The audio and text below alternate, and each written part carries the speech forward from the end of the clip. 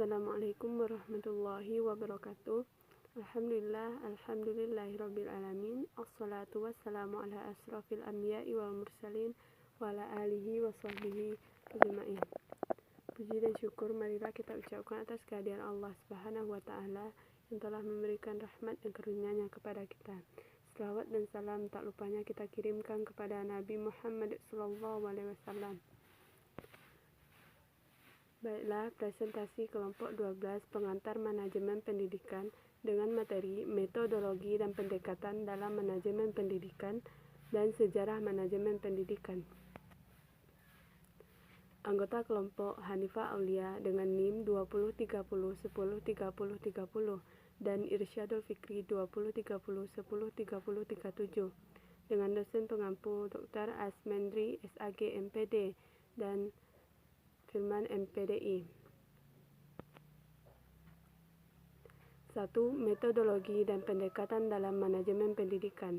Metode dalam manajemen pendidikan. 1. Metode analisis sumber secara tujuan.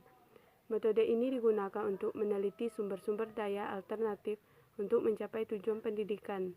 3 hal yang perlu dianalisis dalam metode ini yaitu MENS yang berkaitan dengan sumber-sumber yang diperlukan, WIS yang berhubungan dengan cara dan alternatif tindakan yang dirumuskan dan bakal dipilih, dan S yang berhubungan dengan tujuan yang hendak dicapai. 2. Metode analisis masukan keluaran. Metode ini dipakai untuk menganalisis beberapa faktor input pendidikan, proses pendidikan, dan output pendidikan sebagai penyusunan perencanaan pendidikan. 3. Metode analisis ekonometrik. Metode ini lebih dekat dengan pendekatan perencanaan pendidikan, model untuk untung rugi atau efektivitas biaya sebagai penyusunan perencanaan. 4. Metode analisis diagram sebab akibat.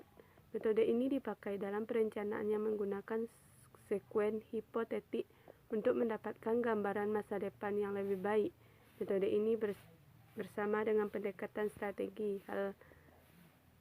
Hal-hal yang diperlukan: A. Melakukan analisis beragam problem atau beragam tantangan yang akan dihadapi oleh dunia pendidikan di masa yang akan datang.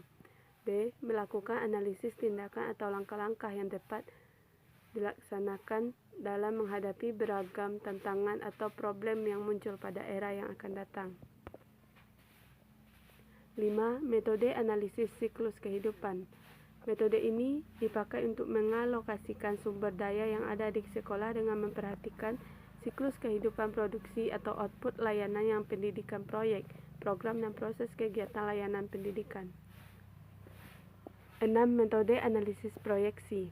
Metode ini paling banyak dipakai dalam perencanaan pendidikan di tingkat mikro. Perencanaan pendidikan yang menggunakan metode proyeksi akan menghasilkan cara atau metode pemecah masalah penduduk 5 tahun. Dan dalam persekolahan, proyeksi penduduk usia sekolah, proyeksi siswa, proyeksi ruang kelas, dan proyeksi kebutuhan guru.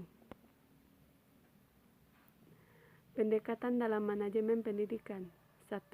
Pendekatan permintaan masyarakat. Pendekatan permintaan masyarakat adalah suatu pendekatan yang bersifat tradisional dalam pengembangan pendidikan. Pendekatan ini didasarkan kepada tujuan untuk memenuhi tuntutan atau permintaan seluruh individu terhadap pendidikan pada tempat dan waktu tertentu dalam situasi perekonomian, sosial, politik, dan kebudayaan yang ada pada waktu itu. Dengan menggunakan pendekatan perencanaan seperti itu, maka perencanaan pendidikan pada umumnya harus memperkirakan kebutuhan pada masa yang akan datang dengan mengadakan analisis terhadap pertambahan penduduk usia sekolah. 2. Pendekatan ketenagakerjaan. Di dalam pendekatan ini, kegiatan pendidikan diarahkan kepada usaha untuk memenuhi kebutuhan nasional akan tenaga kerja. Dalam keadaan seperti ini, kebanyakan negara yang mengharapkan supaya pendidikan mempersiapkan dan menghasilkan tenaga kerja yang terampil untuk pembangunan di sektor pertanian, perdagangan, industri, dan lain sebagainya, dan juga untuk calon pemimpin yang cerdas dan profesionalnya. 3. Pendekatan nilai imbalan.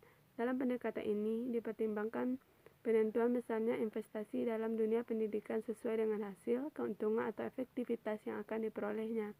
Dalam hal ini bukan hanya biaya keseluruhan pendidikan, tetapi juga biaya seluruh jenjang dan jenis pendidikan selalu dibandingkan dengan nilai hasil. Misalkan kenaikan pendapatan atau kenaikan produktivitas dari orang-orang yang sudah memperoleh pendidikan. 4. Pendekatan musyawarah. Melalui pendekatan musyawarah, kita dapat mengidentifikasi banyak ide kreatif dari setiap individu yang bekerja dalam dunia pendidikan, sehingga ide tersebut dapat dijadikan sebagai acuan untuk mengembangkan dan memajukan lembaga pendidikan Islam. Pendekatan musyawarah dalam manajemen pendidikan Islam dilakukan dalam seluruh ruang lingkup manajemen pendidikan, mulai dari manajemen kurikulum sampai dengan manajemen ekstrakurikuler.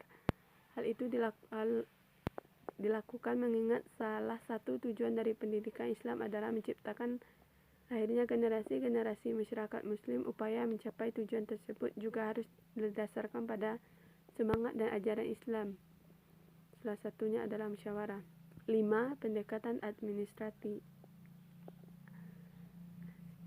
Masalah administrasi dalam lembaga pendidikan kerap kali juga menjadi sasaran kritik dari beberapa pihak. Problem ini juga dipengaruhi salah satunya oleh kurangnya tersedianya SDM profesional yang memahami serta menjalankan tugas-tugas administratif dalam lembaga pendidikan Islam.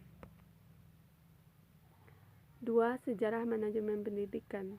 Lahirnya bidang manajemen pendidikan beranjak dari perkembangan teori administrasi pendidikan. Menguraikan penamaan administrasi pendidikan digunakan pada tahun 1944 sampai 1974. Pendekatan terhadap manajemen pendidikan berawal di Amerika Serikat pada abad ke-19, sehingga perubahan dari administrasi pendidikan menjadi manajemen pendidikan terjadi selama tahun 1974 sampai 1988. Perjalanan awal kelahiran manajemen pendidikan dikarakteristikkan dengan kepercayaan yang hebat terhadap konsep dan praktik yang berasal dari kondisi industri Amerika Serikat. Pada saat tersebut, manajemen pendidikan adalah sebagai sebuah profesi dan selanjutnya sebagai sebuah bidang studi di Amerika Serikat. Hal tersebut disebabkan karya Henry Fayol, pendiri teori dan prinsip-prinsip manajemen pada tahun 1947, telah memberikan pengaruh utama. Pada akhirnya perempat abad 19 tersebut, awal manajemen pendidikan sebagai profesi dan kemudian menjadi sebuah bidang di Amerika Serikat. Manajemen pendidikan di Indonesia. Kehadiran bidang manajemen pendidikan di Indonesia tidak terlepas dari sejarah perkembangannya di negara barat dan perkembangannya pendidikan Indonesia. Bidang studi ini sudah dikenal luas dan menjadi topik penting dalam pengelolaan lembaga pendidikan Indonesia, tetapi perkembangannya masih berusia relatif sangat muda. Perkembangan bidang manajemen pendidikan selanjutnya terjadi pada awal 1990-an di Indonesia ketika sejarah luas sebagian perguruan tinggi membuka program studi manajemen pendidikan menggantikan nama program studi administrasi pendidikan. Sekian, Assalamualaikum warahmatullahi wabarakatuh.